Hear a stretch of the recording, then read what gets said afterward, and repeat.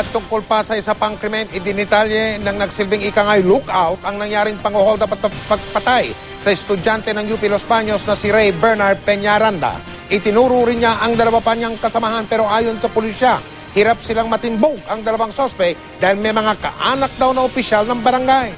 Nakatutok si Chino Gaston. Sumugod ang mga pulis Laguna at CIDG sa bahay na ito sa Barangay Bayog sa Los Baños kagabi kasama ang mga miyembro ng media. Bahay daw ito ng umano'y nobya ng isa sa mga sospek sa pamamaslang sa UPLB student na si Ray Bernard Peñaranda. Kasama sa operasyon si Joseph Beltran, ang umaming lookout noong linggo ng madaling araw ng hold-upin at patayin si Peñaranda. Itinuro ni Beltran ang mga kasamang sina Tyrone Kennedy Terbio, 19 anyos at Carl Dactil de Guzman, 26 na taong gulang. Pero di nakita ang dalawang sospek. Isa si Beltran sa 3 lalaking inimbitahan kahapon ng Laguna Police. Doon ito umamin na kasama siya ng hold-upin at patayin si Peñaranda. Kwento ni Beltran, alas 10 pa lang daw ng Sabado ng gabi, nag-aabang na sila ng maho-hold up sa parking lot ng isang Vegas Center sa labas ng UPLB campus.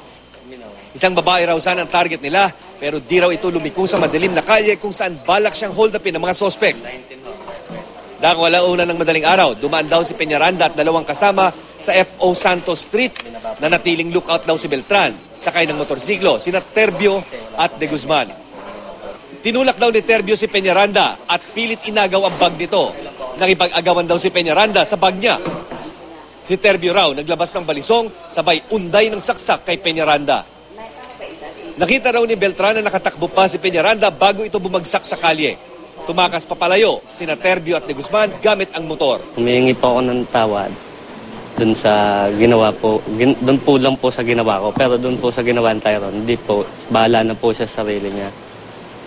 Kasi wala naman po sa planong papatayin niya. Na ganun. Kumbaga, makakuha po ng pera.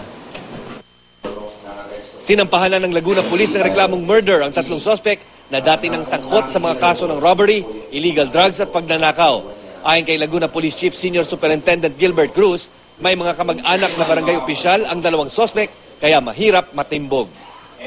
Last night, we conducted series of raids dun sa mga houses, safe houses ng mga suspects natin. And last night, ang pinasok na lugar ay 6 na lugar. Unfortunately, wala na tayong dinatnan dahil nakatunog na siguro itong mga to kaya wala na sila nung nagdatingan yung mga operatiba natin.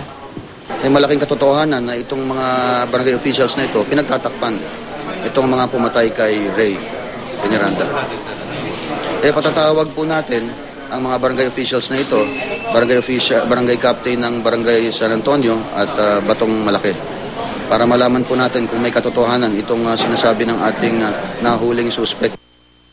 Kagabi naman sa indignation rally ng mga estudyante ng UPLB dahil pa rin sa pagkamatay ni Peñaranda. Sa gitna ng pagsasalita ni Laguna Vice Governor Cesar Perez, nahagip ng aming kamera ang kaguluhan sa aming likuran. Di kasi nagustuhan ng ilang taga-kampo ng vice-gobernador ang komento laban sa kanya ng ilang estudyante ng UP.